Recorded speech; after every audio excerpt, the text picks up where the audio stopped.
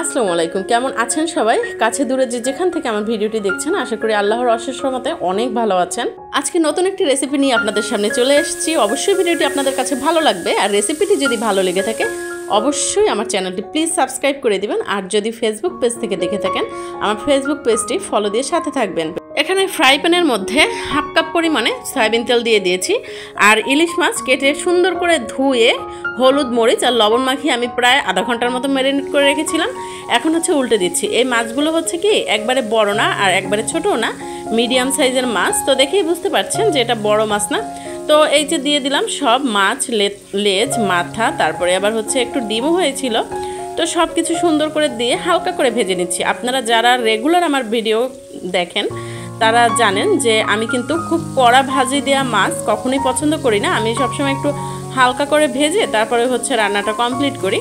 তো এভাবে রান্না করলে আমার কাছে মনে হয় কি যে মাছের স্বাদটা ঠিক থাকে, আর একবার কড়া ভাজলে মাছের স্বাদটা সুন্দর থাকে না। এটা আমার ওপিনিয়ন। তো এখানে মাছ ভাজা হয়ে গেছে, তুলে নিয়েছি। ওই একই তেলের মধ্যে এখানে বেগুন দিয়ে দিয়েছি। বেগুনগুলো ছোট পিস করে কেটে তার মধ্যে হলুদ লবণ আর মরিচ মাখিয়ে তারপরে এই যে দিয়ে দিলাম। আর হলুদ মরিচ লবণ মাখিয়ে যদি 10 থেকে 15 মিনিট রাখা হয় তাহলে কিন্তু একবারে বেগুন থেকে হালকা একটু পানি বের হয়ে মশলাগুলো খুব সুন্দরভাবে অ্যাডজাস্ট হয়ে যায়।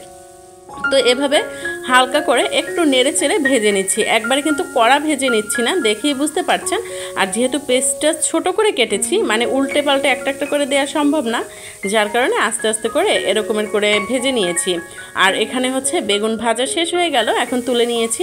আর ওই একই সাইজের একই প্রসেসিং করে কিন্তু আমি এই যে আলুগুলো তেলে দিয়ে দিলাম। আর এই ফ্রাই প্যানে কিন্তু তেমন তেল নেই, দেখে বুঝতে পারছেন। জাস্ট ওই যতটুকু ছিল তার মধ্যে একটু উল্টে পাল্টে নিচ্ছি, জাস্ট সুন্দর একটা ফ্লেভারের জন্য। এখানে আর একটা পাতিল নিয়ে নিলাম, তার মধ্যে পরিমাণ মতো তেল দিয়ে দিয়েছি। আর এখানে কালো জিরা দিয়ে দিলাম হাফ চামচের মতো। আমি হাত দিয়ে দিলাম, চামচ ইউজ করিনি, আপনারা কিছু মনে করবেন না প্লিজ। এখানে সুন্দর করে কালো জিরেগুলো দিয়েছি। আপনারা দেখবেন এভাবে রান্না করবেন, আসলেই অনেক ভালো লাগে। সবসময় একঘেয়েমি খাবার কিন্তু ভালো লাগে না। অনেক মানুষ আছে সেই 1971 সালে যে রেসিপি তারা মায়ের কাছে খেয়েছে, তাদের কাছে এখনও 2024 সালে সেটাই বেস্ট মনে হয়। তো এখানে 1.5 চামচের মতো পেঁয়াজ দিয়ে সুন্দর করে একটু ভেজে লাল করে নিয়েছি।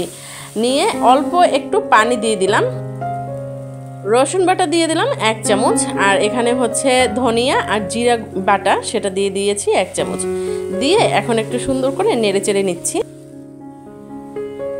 মশলাগুলো যখন সুন্দর নেড়ে চেড়ে মিশিয়ে নিয়েছি, তার মধ্যে দিয়ে দিলাম 1 চামচের মতো মরিচের গুঁড়া, দিয়ে দিলাম হাফ চামচের মতো হলুদ গুঁড়ো।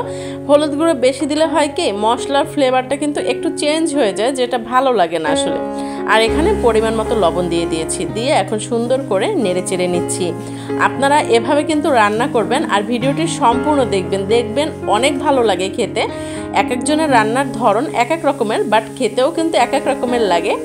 আর যে কোনো নতুন যে কোনো কিছু সব কিছুই কিন্তু ভালো লাগে। তো আপনারা এভাবে রান্না করলে দেখবেন কি বাচ্চারা পছন্দ করেছে। এখানে দেখতে পাচ্ছেন মশলাগুলো খুব সুন্দরভাবে আস্তে আস্তে কষিয়ে নিয়েছি। নিয়ে মশলাটা যখন একবার তেল বের হয়ে আসছে, এর মধ্যে আলুগুলো আগে দিয়ে দিলাম। যেহেতু আলুটা একটু শক্ত থাকে, যার কারণে আলুটা আগে দিয়ে একটু নেড়ে চেড়ে নিতে হবে।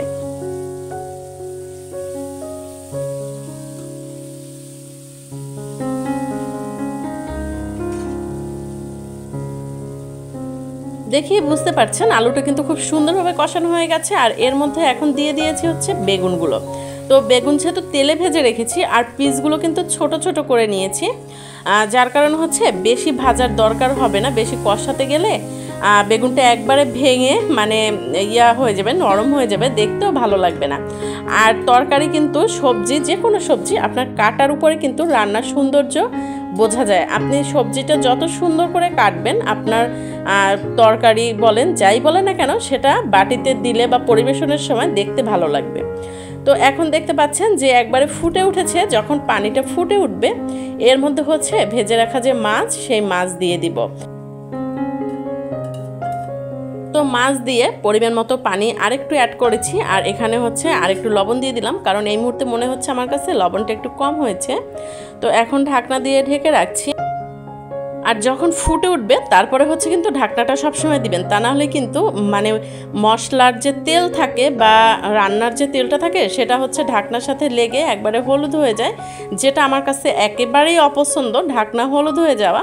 আপনারাও এই টেকনিকটা অবলম্বন করবেন, মানে যখন হচ্ছে ঝোলটা ফুটে উঠবে তারপরে হচ্ছে ঢাকনাটা দিবেন, দেখবেন যে সরাই বা ঢাকনাতে ওরকমের তেলটা উঠে আসেনি। তো এই যে দেখতে পাচ্ছেন আমার কিন্তু রান্না প্রায় কমপ্লিট হয়ে আসছে। আর আমার একটা বদ অভ্যাস হচ্ছে, আমি রান্নার মধ্যেই কিন্তু এই যে হাঁড়ি পাতিল যাই বলেন না কেন একটু পরপর মুছতে থাকি, চুলাটাও মুছতে থাকি। আমাকে একজন বলছিল যে আন্টি আপনি যে পরিমাণে মানে চুলা মুছেন রান্নার মধ্যে, তার মধ্যে কিন্তু আপনি একটা ড্রেস সেলাই করতে পারেন, এই অবস্থা। তো আমি কিন্তু একটু রসা রসা করে রান্নাটা করব, যার কারণে হচ্ছে একটু ঝোলটা বেশি দিয়েছিলাম।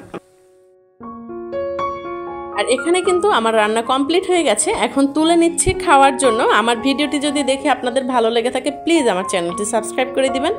ফেসবুক পেজ থেকে দেখে থাকলে আমার পেজটি দয়া করে ফলো দিয়ে পাশেই থাকবেন। আল্লাহ হাফেজ।